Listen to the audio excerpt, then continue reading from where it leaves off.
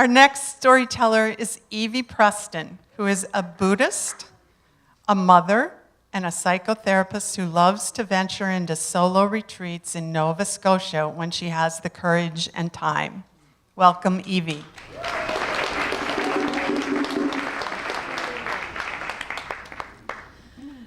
I always worshiped my older sister. When she got her first bikini, I got the same one. She was furious. Actually, my sister hated me. At age 4, it was the first thing she said when I came home from the hospital. "I hate her," she declared, stomping out of the nursery.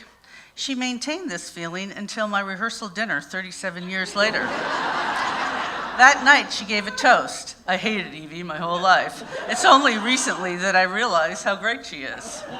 Luckily, at that point, I had had plenty of therapy. However, throughout the years, I continued to adore my sister. I thought she was perfect.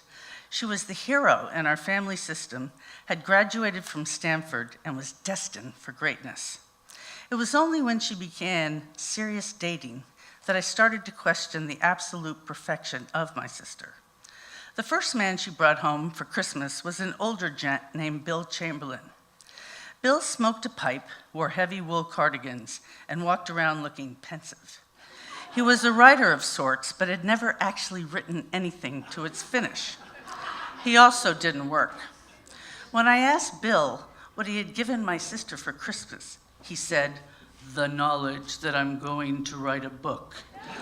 Wait, you said what? In time, this became a famous joke in our family. "What did Mom get you for your birthday?" "The knowledge that she didn't buy me a car." The next boyfriend was Mario Predrag Drago Chirina, at the time a Yugoslav native who was supposedly a world-renowned sculptor. We were later to discover that Chirina was an international swindler hiding out from the Russian mob. He told my sister he had been commissioned to sculpt the bust of Solzhenitsyn, the Russian novelist and activist. She was smitten. Chirina persuaded my sister to turn her lower Fifth Avenue apartment into an atelier for him. She was to ask our father for $50,000 to do this. When my father turned her down twice, she panicked. She finally laid down her demands. "If you don't give me $50,000, you will never see me again." My father delivered this news. "Your sister has kidnapped herself." "Wait, you said what?" Chirina fled, and my sister was left with a bust of Solzhenitsyn. The last of the bad boyfriends was Richard, a history professor in my father's department at a university in New York City. Dad was holding a department party, and my sister was going. There is only one person you should stay away from, and that is Richard Andrews. A few weeks later, they were dating. Richard was from Nebraska, but had constructed a fake British accent for himself.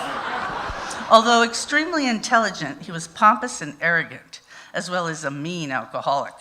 He would come to family holidays, start fights, and with a smirk, watch the destruction unfold. Finally, he was banned from our family, and my sister eventually left him.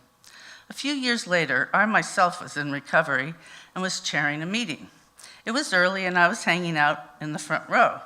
Suddenly, the shadow moved over me, and I heard the familiar fake British accent. "Evie, it's Richard. I'm sober now." Wait, you said what? Epilogue. My sister is a happily married woman with children and grandchildren. She owns a successful publishing company and is a good friend to her younger sibling, who she never really hated to begin with. Aww.